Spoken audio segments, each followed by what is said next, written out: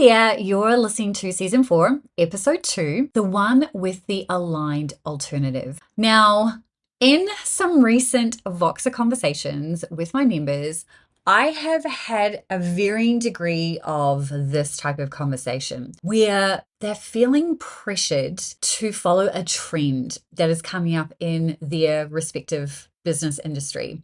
So I don't just work with other business to business people. I work with a lot of people who are in the business to consumer space. And so there are lots of trends, right? If you're doing something on TikTok, or if you're doing something on Instagram, or if you're doing a blog or anything like that, there's always going to be a layer of some type of trend because people come up with new ideas all the time. But what I want you to kind of think about and consider is that unless it feels easy and fun for you, and there is a slight caveat to that, and we'll talk about that in a second, then why do it, right? At the end of the day, the whole reason that I am in business is to serve people, right? To help them, but also to do the things that are easy and fun for me.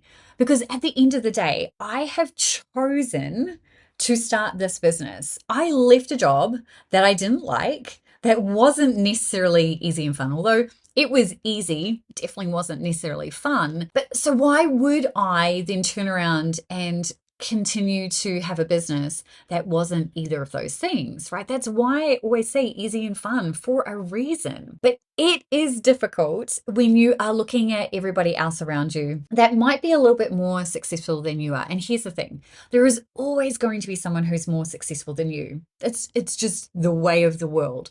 So what you've got to be able to do is to figure out, one, what does success mean for you? And we can always be striving for a little bit more, but generally, what are you actually happy with? And then two, what are the things that you love doing that are easy and fun? And hey, if you happen to have a 3 in your profile from a human design perspective, you might be someone who actually does jump on lots of different trends because your jam is to experiment. Try different things, report back on the lessons. So I'm not saying that you can't follow trends. What I want you to think about though is if you feel pressured to follow a trend, then that's when I would be like, this is a red flag, something I need to pay attention to. So here is what you're going to do instead. We're going to create what I like to call instead I will list, right? The instead I will list. So basically what you're going to do is anytime you find yourself following a trend and coupled with feeling pressured to do so, right?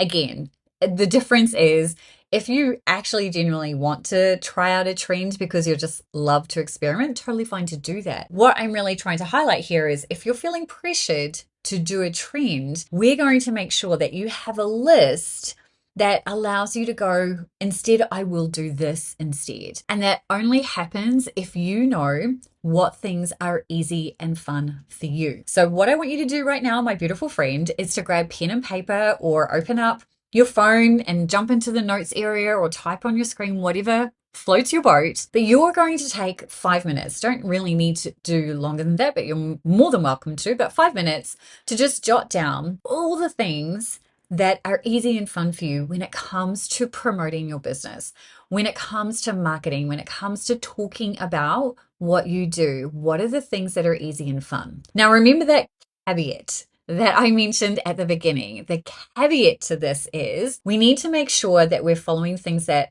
feel easy and fun based on our body, not based on our head. Because sometimes our head is going to be like, oh, I'm a bit scared to try that, or I'm a bit scared to do that thing, even though your body is like, but this feels really easy and fun for me. I'm really excited about it.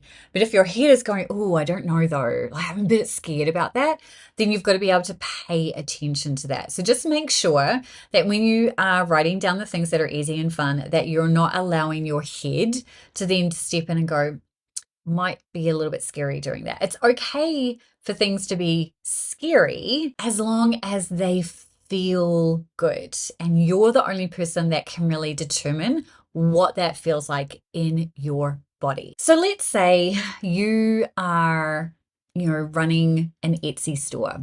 And so you've decided to have a TikTok account and you've decided to follow whatever the latest trend is on TikTok. Maybe it's dancing, whatever. And you're not really jiving with that. What you really prefer to do is to do off the cuff video, but without all the show stuff, right? You like to kind of get intimate. You like to have a few candles around you and you like it all to be moody.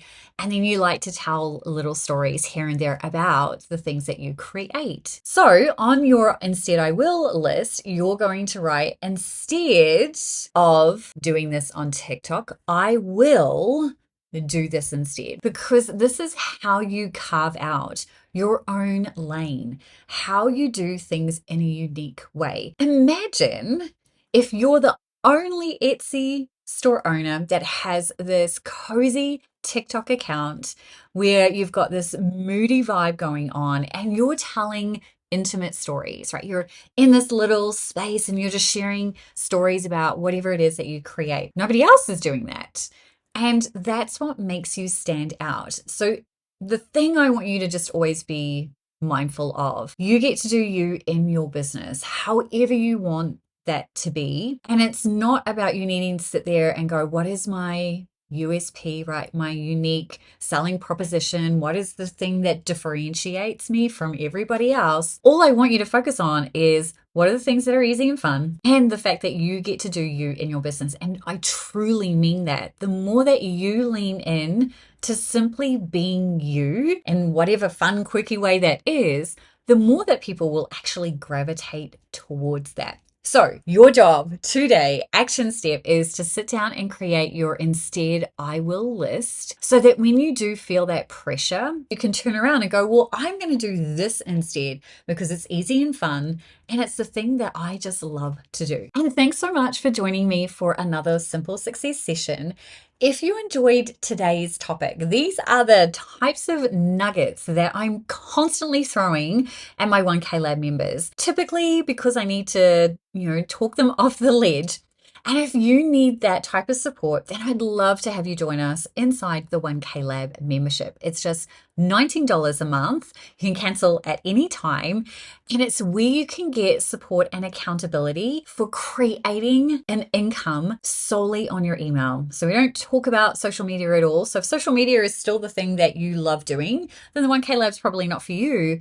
But if you want to build a sustainable business that doesn't rely on algorithms, then the 1K Lab is definitely going to be for you. You can learn more at hustleandgroove.com/the 1K Lab. And remember, your business does get to be easy and fun. You just have to decide to make it so.